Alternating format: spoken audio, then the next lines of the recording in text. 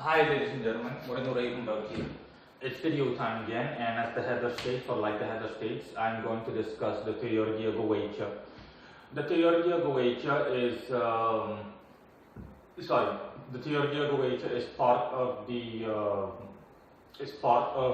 the series of books that make up the Lesser Key of Solomon, the grimoire that most people out there are familiar with.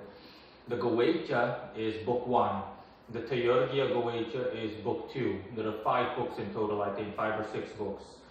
And all of these books, although that in the larger scope of things, they are part of a whole. So all of them are simply a piece of the whole, which is the Lesser Key of Solomon. All of them are also independent in the sense that they can be worked with independently. So you don't need to combine them with each other. Okay, sometimes you do need to, based on my knowledge, you do need to combine some elements to the others, but you can also work with them independently, okay, which is what a good deal of people do. When I say that some things that you do need to combine them sometimes, I mean that in the Lesser Key of Solomon as a whole, for example, in the first book, the Goetia, in order, just from a traditional perspective, if you were to work through it, you were to work yourself through the entire Key of Solomon, Lesser Key of Solomon, and if you were to follow the instructions down to the letter as precisely and as accurately as possible, then you would need some implements or some elements, for example, a magic circle and a robe for summoning spirits, regardless of which book you would be working out of, which part of the Lesser Key of Solomon. So if you were to be working with the Theurgia Goetia, then you would still need, for example, the magic circle as an example, and the robe and a couple of other implements that were mentioned in the very beginning, which is the Goetia. I hope this isn't confusing to some, but in any case, people that are familiar with the Lesser Key of Solomon know what I'm referring to or talking about. And people that have no idea because they're unfamiliar with the Lesser Key of Solomon. The Theurgia Goetia is simply part of a grimoire, once again, called the Lesser Key of Solomon. It consists of 5 to 6 books, and the second book is the Theurgia Goetia. Bottom line is, it's a grimoire, so a magical workbook. It's part of a bigger one as a whole, but in itself, it can also be worked out of or from, and like I said, it's simply a workbook. You can there are spirits mentioned therein, and which you can summon for overall benefit or whatever goal you wish to desire under certain conditions and circumstances. That's in layman's terms what the Theurgia Goetia is. Okay. So that's what I'm going to talk about. I am going to read the article. I published the article first, and I thought to myself, I'm just going to go through my own material in this video in order to elaborate on it and to make some certain statements or anything that's noteworthy, point out anything that's noteworthy. The article is called Theory of Goetia Analysis. Oh, by the way, I haven't done so yet. I'm going to edit the article, and I'm going to insert a copy of the Theurgia Goetia in the article, and the article itself will also be embedded in the description of this video below. And so that is all. That's all alongside the usual things. So here goes, Theurgia Goetia Analysis. I'll be discussing the Theurgia Goetia grimoire. For those unfamiliar with it, it's a magical workbook that's part of the Lesser Key of Solomon, blah blah blah. Everything I said before, okay? There are spirits mentioned in it that one can work with for practically anything.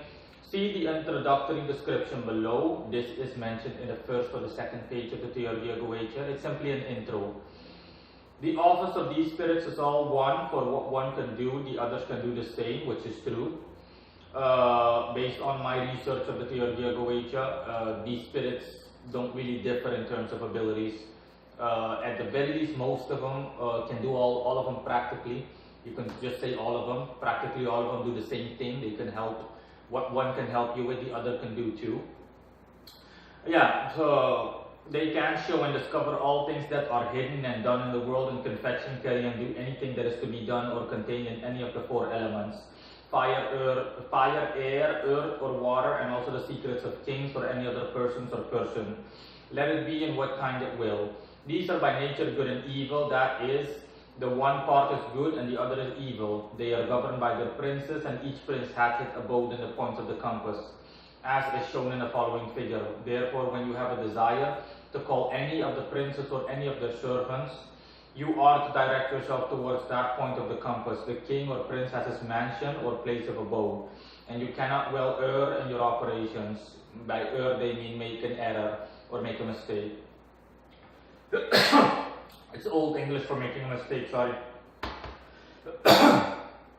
Note, every prince is to have his conjuration, yet all of one form, excepting the name and place of the spirit, for in that they must change and differ. Also the seals of the spirits are to be changed accordingly. I'm sorry.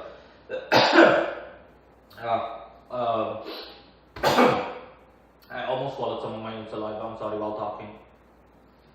Yeah, in any case, again, if you are to go through the Theurgia Goetia, the copy that I'm going to place, for those of you that don't have a copy, there are, all of these spirits do have their seals already in it, etc., and the spirits that are under them, so subservient spirits, yeah.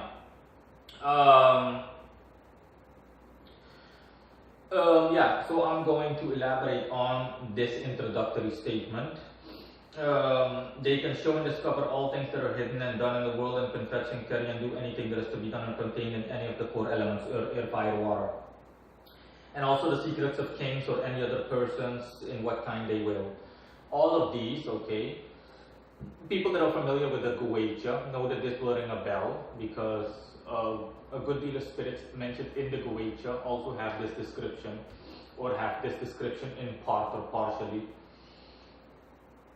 This description, well, it's true and at the same time it's untrue.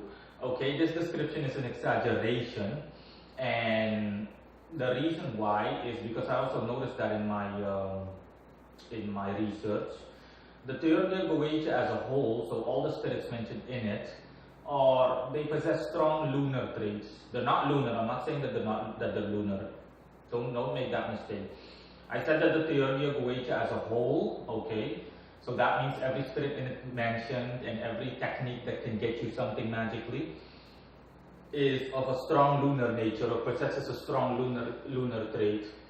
And yeah, that explains this, okay. They can show and discover all things, and they can do what one can do with, I'm going back. They can show and discover all things that are hidden and done in the world, and they can fetch and do anything. One of the things that the moon deals with in general is movement, fast movement. That's why the moon, astrologically speaking, is one of the more, is the fastest planet, astrologically speaking. The moon is the fastest one, as far as I know. At the very least, from the traditional 7 planets, the moon is the fastest planet astrologically. And occult-wise, the moon is also deals with fast movement, so quick results and whatnot. So that, hence this description. That's where this description has its root in value. That's what is true regarding this description. And what isn't true is the fact that it's bloated and exaggerated greatly, even that these spirits can fetch and do anything and carry and all of that. No. In the Goetia, some lunar spirits, or spirits that I have researched and I've come to see that they're lunar, the moon spirits, they have this same description more or less. They can tell the future, the past, the present, and whatnot, all of these things, okay? And relating to the elements, yes, they do cover all elements, okay, generally speaking. But I also noticed that the spirits, I've researched 1 or 2 of them, taken a brief glance at them. And I've also noticed that they're very airy, so they do correspond the most with the element air. That is something to keep in mind, okay? They cover all elements, but the element that they correspond to the best would be air, based on my knowledge. And just a second.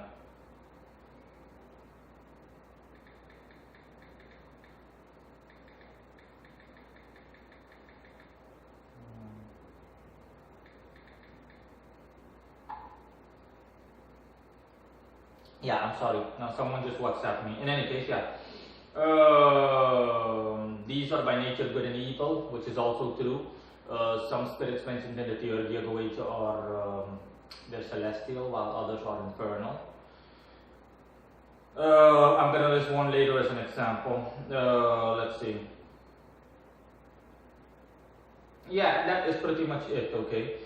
Notable things to keep in mind: all spirits can do the same attribute-wise. I've already said that. Some are infernal, some celestial. Already said that too. Spirits are airy regarding correspondence. Already said that. And titles, kings, etc. can be disregarded. I don't have to go through this, okay. It's part of exaggerating. In the Goetia, Book 1 of the Lesser Key of Solomon, spirits are also given title of kings and princes and all of that, which is pure nonsense, okay? That's like giving people, mundane people, titles. I'm not comparing these spirits to mundane people, but I'm just saying, okay, giving someone the title of king and duke and all of that is just to honestly to enforce the delusion of mundane people that don't know how to work from one of these books, to only reinforce the delusion of grandeur, which is the Lesser Key of Solomon. Okay, it's simply an overbloated.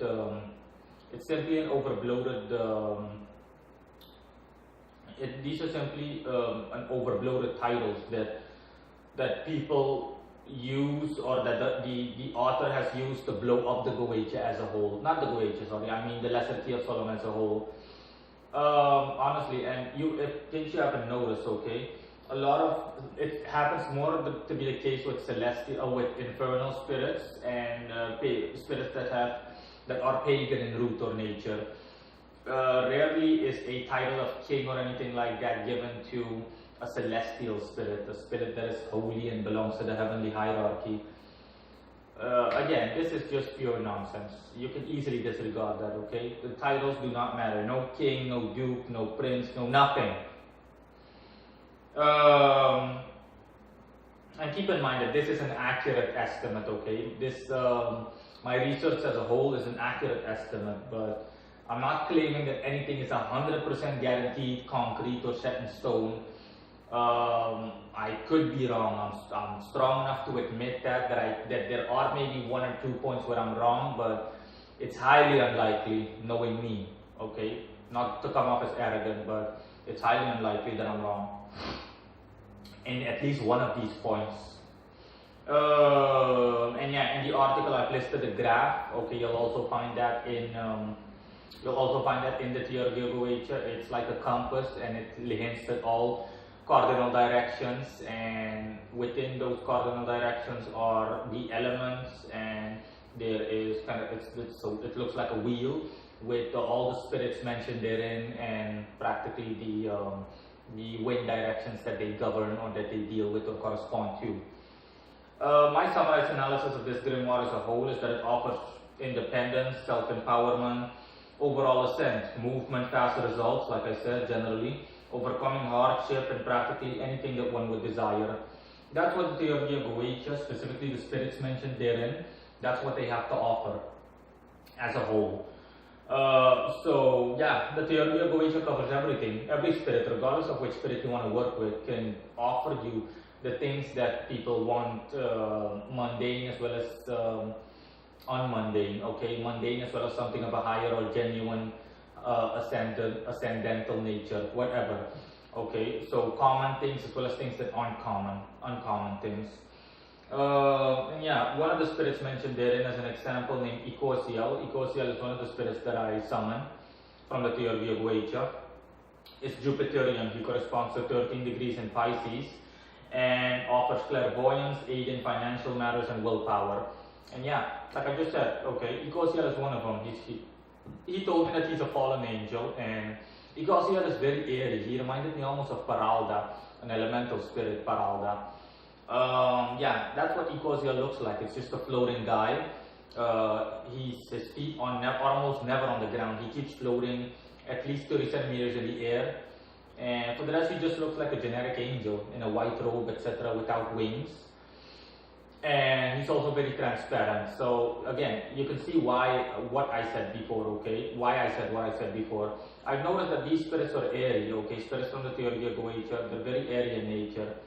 But yeah, the Theurgia Goetia also mentions that, if I'm not mistaken, 1 or 2 times, that these spirits, they're more of an aerial nature. So hence them also being aligned with a compass and cardinal wind directions, just wind directions in general.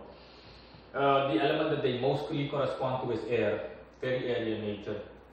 And yeah, see, despite that, like I said, Ecosia is one of them. He's Jupiterian, corresponds to 13 degrees in Pisces. He can give you or offer you clairvoyance, aid in financial matters to a lesser extent, and also willpower.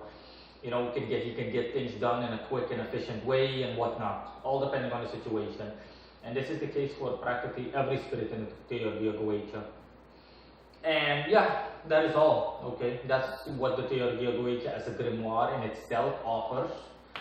And last but not least, keep in mind, you can work with these spirits from a neutral perspective. You don't need to work with them the way that the Lesser Key of Solomon outlines. That's traditional grimoire magic. From a neutral perspective, just modern Western ceremonial magic, and just anyone who's proficient in spirit summoning like me, for example, whether it be invoking or evoking, invocation or evocation, will be able to summon these spirits, so should be able to do so. If not, then there's another reason for why you're failing. But yeah, that's in any case what this grimoire offers. That's all. Thanks for watching. Bye.